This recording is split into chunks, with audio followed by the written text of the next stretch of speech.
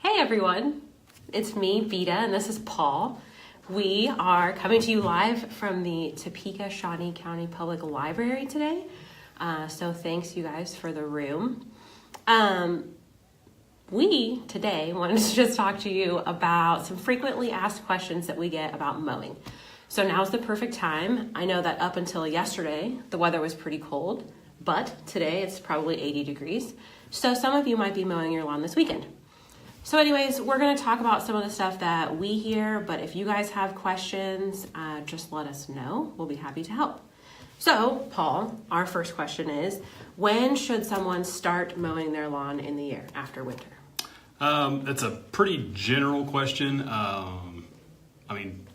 Lawns are a little finicky as far as personal preference, how much sunlight they actually get, where they're located, type of grass, a lot of different things there.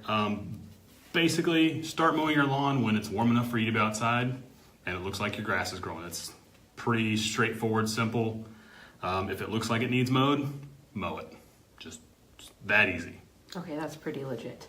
All right, so the question that I always have for people who mow their own lawn and don't have Topeka Landscape or another landscaping company do it, yes, is what kind of maintenance does my lawnmower require?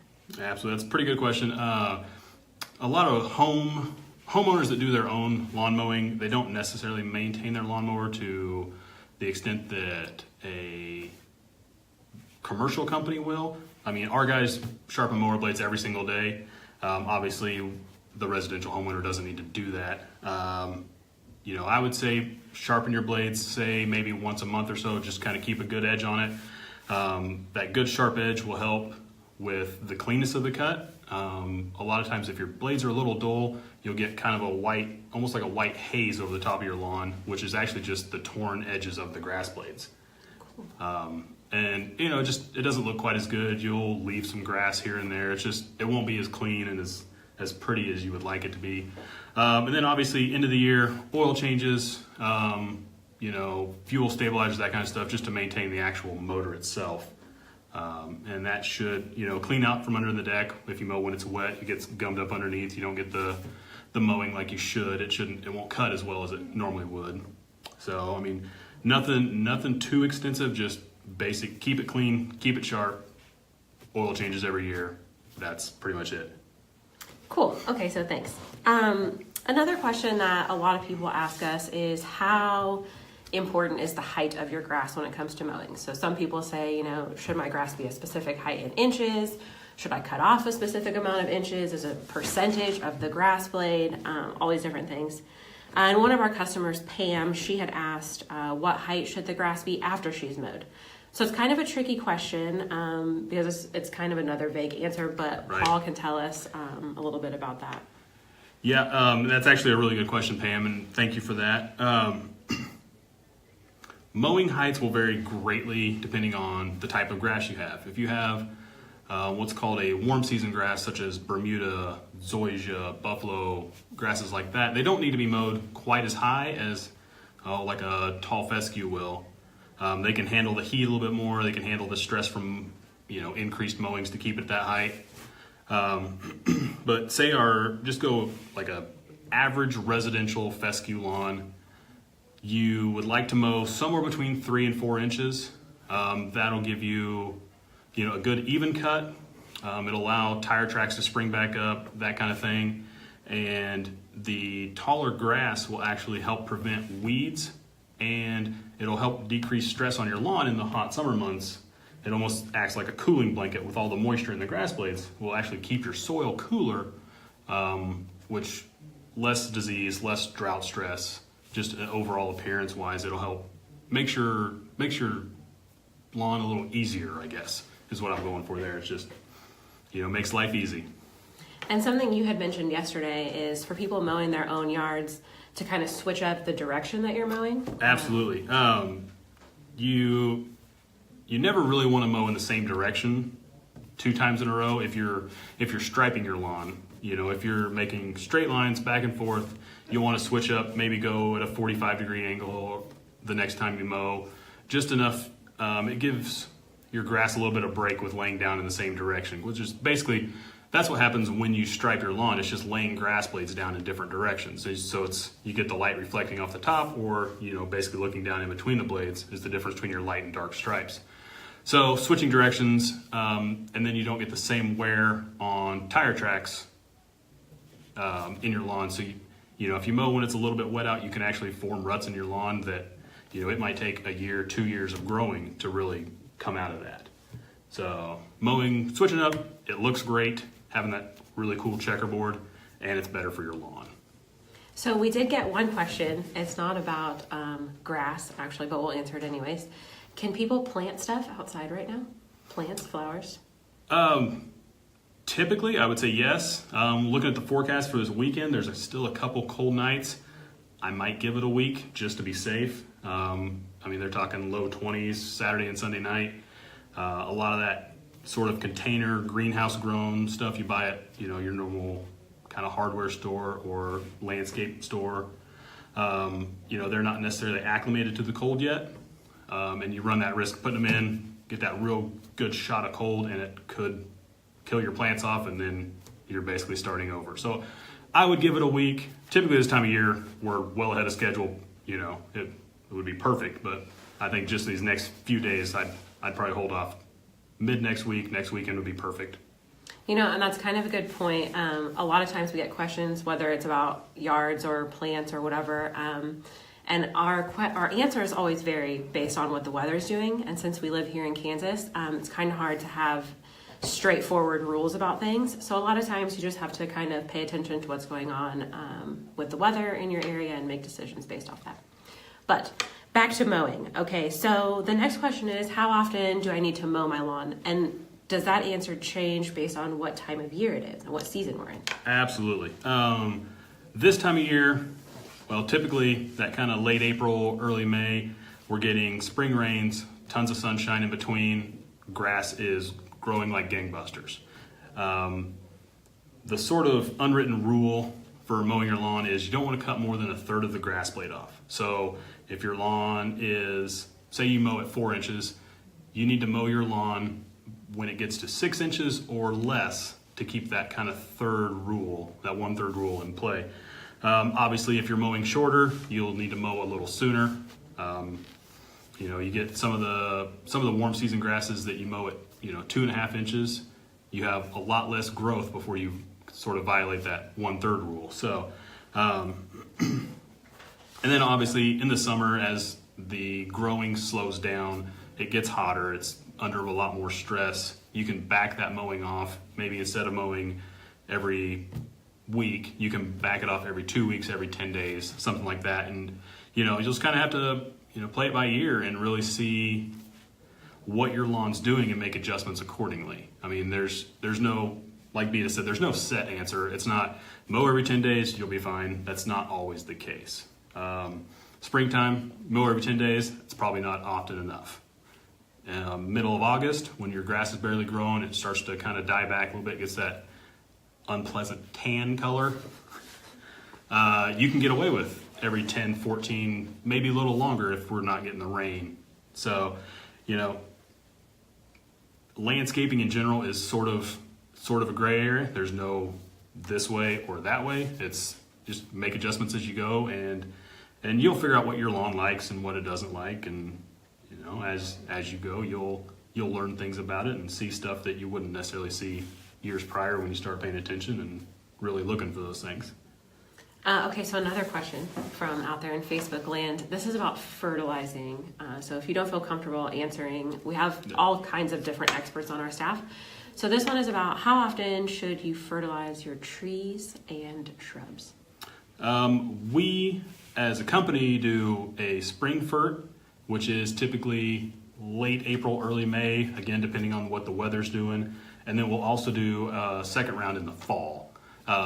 We also include an insecticide with ours. So, you get the benefits of the fertilization and the insecticide, which will actually soak it up into the roots. So your entire plant gets taken care of. So I'll take care of, the boring insects, the leaf-borne insects, a little bit of everybody. And a big thing nowadays is the bees, which I'm allergic to bees, so I'm kind of biased here. But the benefits of having bees and butterflies is exponential. It's huge. It's very, very important. And by doing it systemically in the roots, you avoid kind of the subsequent hitting the bees, the butterflies, that kind of stuff. So you can get the insects out of the tree without killing things that are just using it as a home, not necessarily eating it. Right. That's a really good point. And I think a lot of people have environmental questions when they sign on with us to do their lawn care or, taking care of their landscape. So if anybody has other questions like that, feel free to reach out to us. We're always happy to help provide the advice that we have. So our last lawn mowing question that I have on my list is, do I need to rake and bag the grass clippings after I've mowed the lawn? Personal preference is the easiest way to say that. A lot of people will bag just because they like that good, clean appearance. If you mow often enough, you will be cutting off a small enough amount of grass that you don't necessarily have the clumps, and you don't get like kind of what they call the windrows between, mowing passes. So you don't necessarily need to. And actually mulching or just doing even the side discharge with your mower is more beneficial to your grass. They say that the portion of a grass leaf blade cutoff is 80% water, 5% nitrogen, 1% phosphorus, and 2% potassium, if I remember those numbers quite right. And they say that basically the grass clippings can cut down the necessary nitrogen in your yard by a third, saving you money in the long run, and it's sort of nature's way of replenishing the lawn after the growing and so forth. So if you mow your lawn when it's a little bit wet, you get some clumps, rake them out a little bit, just kind of spread them out, just to let air flow, let it dry out a little bit, because that wet grass sitting there will actually cause disease. You get those delicious yellow spots in your lawn that nobody loves. So, again, personal preference. I don't bag my lawn personally. At our shop, we don't bag ours. We mulch everything there. And again, just kind of, if it's really tall, if it's wet, bagging is going to help. Just kind of clean it up a little bit, but definitely not necessary. Cool. Good advice. Okay, so someone else asked an important question that I think comes up a lot is people with big trees in their yards or who have lots of shade have trouble growing grass, and that's not surprising. Is there a special kind of grass that people could look at if they have really shady yards that would help that out? There are a couple different options. You can do like a Kentucky bluegrass, or even the newer varieties of just a tall fescue are about as shade tolerant as possible with grass. Grass blades in general are very reliant on sunlight to, get that energy to the roots to grow, to do everything they need to do. So, there's no perfect grass for what I would call like full shade. That might be something to look at, even putting in a bed with some good, shade tolerant plants, hostas, things like that. Something that maybe cuts down on weed eating as well. Yeah, cool. Okay, someone else is asking about mosquito treatments for the lawn. Yes. So I'll kind of let you talk about that a little bit, and I can give my opinion to some extent. Yep. They want to know if it works. It can. The biggest issue with mosquitoes is you can really only treat them if there's standing water, because that's where because you're really treating the larva more so than actual mosquitoes, the biting versions. So it can be done. More often it's easier to treat the habitat more so than the insects themselves. If we're having drainage issues, address that.